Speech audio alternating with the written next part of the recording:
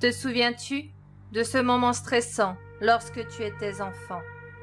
Quand tu étais dans ton lit le soir, dans le noir, prisonnier de 4 murs qui t'éloignaient de tes parents. Tu étais livré à toi-même, complètement seul, avec l'unique objectif qu'était le sommeil. C'était un moment où ta jeune imagination laissait libre cours à toutes sortes de scénarios possibles, allant des plus mignons aux plus effrayants. Sans même le vouloir, tu t'es mis à imaginer des choses sans queue ni tête. Peut-être était-ce dû à l'absence de lumière dans ta chambre, ou alors à ton imagination. Pourquoi pas les deux, après tout? Emmitouflé sous ta couverture, tu essayais de fermer les yeux pour dormir. Mais sans savoir pourquoi, tu les gardais grands ouverts, tu fixais les vêtements, les peluches sur le sol, l'armoire en bois en face de toi, mais aussi le miroir qui se trouvait juste à côté. Tous ces éléments devenaient effrayants le soir venu. Le tas de vêtements ressemblait à une tête. Tu croyais voir des petits monstres à la place de tes peluches mignonnes. Tu savais que 2 choses étaient plus effrayantes que toutes celles-ci: l'armoire et le miroir. Tu craignais que l'armoire ne s'ouvre toute seule, laissant s'échapper une chose affamée d'enfant innocent. Pour ce qui est du miroir, tu redoutais d'y voir un monstre dans le reflet. En fait, ce grand miroir vertical était tenu par des barres en bois sombre, et du fait de sa taille imposante, pour un petit être tel que toi, il était possible de voir ce qui se trouvait sous ton lit.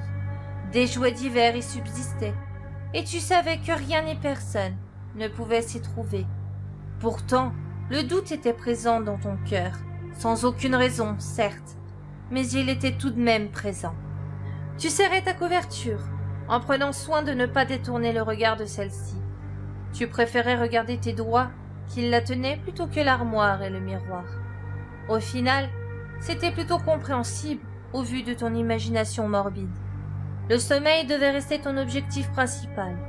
Alors, tu as fermé les yeux, en restant dans ta couverture, imaginant des choses belles, issues de tes plus grands rêves. Enfant que tu étais, la couverture devenait une sorte de bouclier magique, comme un sanctuaire impénétrable par toutes les formes de mal. Quiconque tenterait de te faire du mal serait repoussé instantanément par une force divine. Tu aurais tout aussi bien pu imaginer qu'il s'agissait d'une sorte de cape d'invisibilité. Pas étonnant pour une imagination aussi infinie que la tienne. Mais peut-être que ton imagination était une sorte d'avertissement sur la réalité de la nuit. Qu'est-ce qui pouvait bien te prouver que les monstres n'existaient pas, après tout? Rien. Tu aurais dû imaginer les choses de cette façon. Quand tu rentrais dans ta chambre pour dormir, une entité te surveillait, attendant le moment propice pour faire de toi son repas de la nuit. Insouciant, tu te cachais dans la couverture, tandis que celle-ci t'observait de ses yeux affamés. Elle continuait de te fixer profondément, ce qui t'amenait à ressentir un sentiment de gêne et de malaise.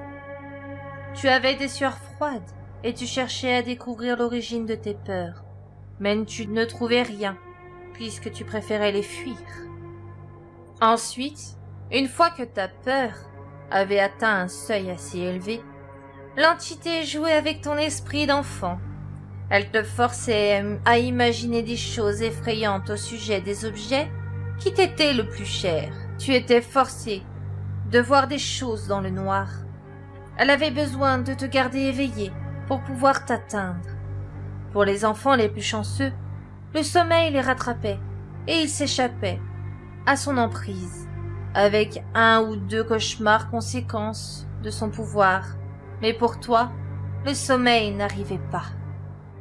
Pour ce 3e et dernier palier, tu étais à découvert, et par conséquent, elle pouvait t'atteindre physiquement cette fois-ci.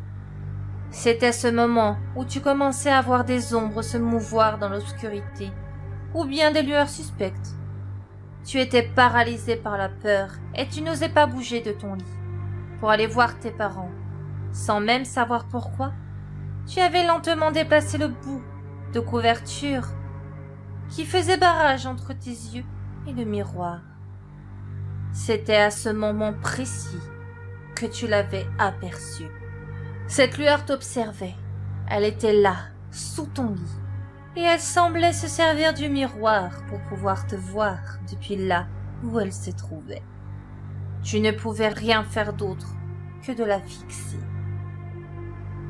Sans même avoir eu le temps de réagir, elle a sorti un long bras décharné qui s'est posé sur ta bouche, t'empêchant d'avertir qui que ce soit.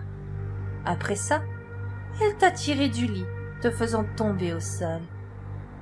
Tu n'as pu que constater son sourire carnassier, juste avant qu'elle ne te tire vers elle sous ton lit, la bouche ouverte et le regard fou.